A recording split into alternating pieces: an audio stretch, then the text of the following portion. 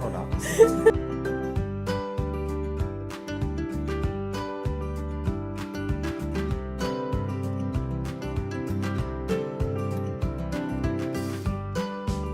You get to learn a lot about different countries and different cultures and the way other people live and about their countries, and it's meeting them and hearing about their families, and that's very one of the main things. I mean, obviously you get paid for it, but the upside is you get to meet loads of different people. Being able to offer them your home, embracing them and giving them a quality of life stroke experience that they can go home back and know that they've got some extremely fantastic memories. Yeah, especially when the children were young actually, they got a lot from it, and it's quite educational for them. We used to have a globe and sort of find the country where the student came from on the globe, and talk about their different cultures. I mean, it's a two-way thing really. They come to learn about our culture, and we learn a lot about theirs as well. So yeah, we've really enjoyed it. Yes, I do enjoy some, you meet some nice students, some really nice students, and sometimes they'll come down, what will I wear tonight? I'm going out, going to a party or something like that. Oh, can you iron this for me?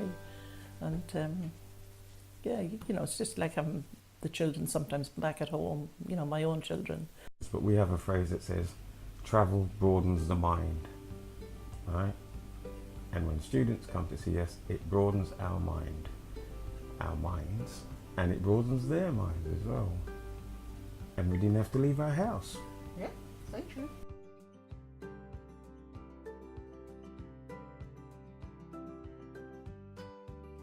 I decided to become a host family after my daughter left home, and for about 2 years I had a spare room, and many evenings I actually started to feel quite lonely. To be honest, first of all it was the money. Okay. But it then went a lot wider than that. We decided that it was definitely for us. We really enjoyed doing it. So it's been great. I was told about hosting students, and I was told I'll be a nice person to have students in the house. Yeah, we've decided to become a host family. As I say, the children had all left home. We had 2 empty rooms, and we thought it'd be something to try, and we've enjoyed doing it. And I've done that for about the last 4 or 5 years, and it's been one of the most amazing things I've ever done.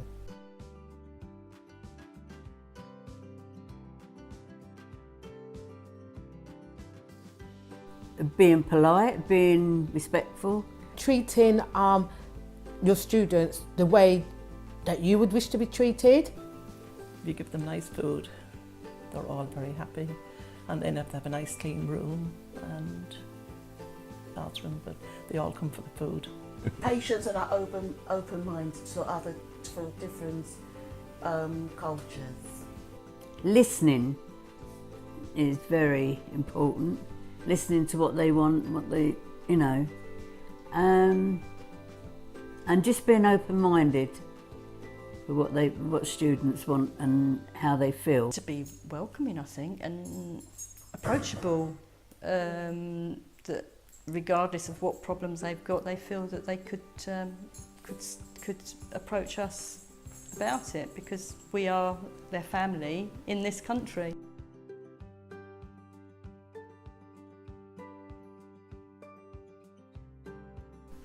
Well, I always encourage them to tell me if they're unhappy about anything, or they feel ill, or they need anything.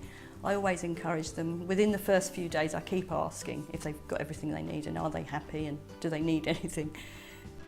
Sometimes it's nice if you have an email address for them, so just before they come they may email you, or you can email them, and with just a couple of emails between yourselves you start to kind of get a bit of a feel.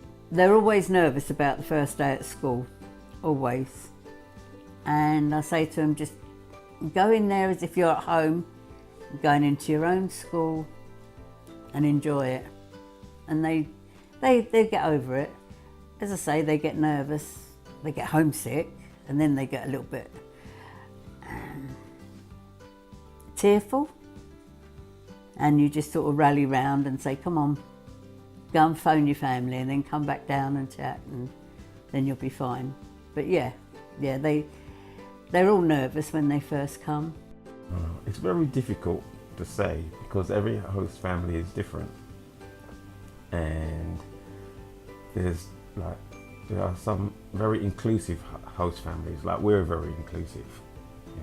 And we've had students here who've had friends that are in very inclusive host families as well, and they all talk about, oh, we did this with our host family, etc.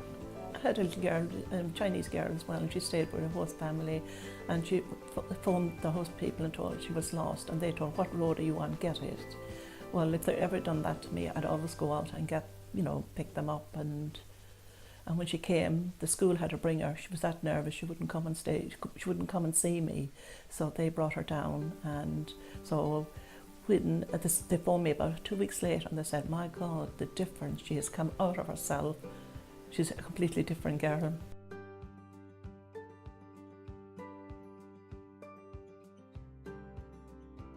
It's a good company to work for, actually. They're very good. I mean, they're there with you every step of the way. If you've got a problem, they're there. Great. Yeah, really good. Really good. They're very pleasant and they make you at ease. I also found them very helpful, if you had a problem, just ring and tell them. It's the best. It's absolutely the best. Very friendly, very supportive, and yeah, I think if I was a foreign student, I would definitely go for London Homestays.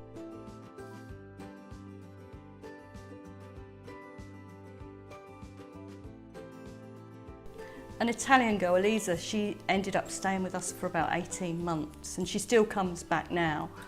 And she forgot her key one night, and she came in really late and didn't want to wake us up. And somehow the first front door was open, so she slept in the porch. So I was busy texting her the next morning because she hadn't come home, and I opened the front door and there she was asleep in the porch. She cooked the fish and then we asked her what kind of fish is it, and then she said, I don't know. And then we tried it, it was so disgusting. And then I said to her, I don't like this fish. And then a few weeks later, we talked about another student, about some food that we liked or disliked. And then he said as well, so I really didn't like the shark. And I said, which shark? And then she said that this was shark, and we were so shocked. Even I didn't like it. So it was so awful. Yeah, but the rest is really good. I prefer the shepherd's pie, that's my favorite. The guy that was here from Brazil, he left 2 weeks ago. We was going out on the Sunday to a christening, and I said to him at the office, can you ask him to be here before 12 lunchtime, because we're going to the christening in the afternoon. He didn't turn up. We left at 2:30, and I thought he'll have to wait till we get back. And we come home about 5:30, 6 o'clock. No, still no one. And I thought, I'll have to phone Charlotte in the morning, because it was a Sunday. 12:10 Sunday night, he turns up at the front door, and he'd brought a bike, a bicycle. Where he bought it from, we don't know, do we? And he'd been riding around London with this bicycle, with this big suitcase and this massive black holdall bag, and he'd been riding around London with it. And I sort of said, where did you get this bicycle from? I brought it off of some man. I went, you can't go around buying things off of people that you don't know. And he said he had a receipt, and he showed me, and it was like just a little bit of scrap of paper. I said, I think you should be very careful with this bicycle, because...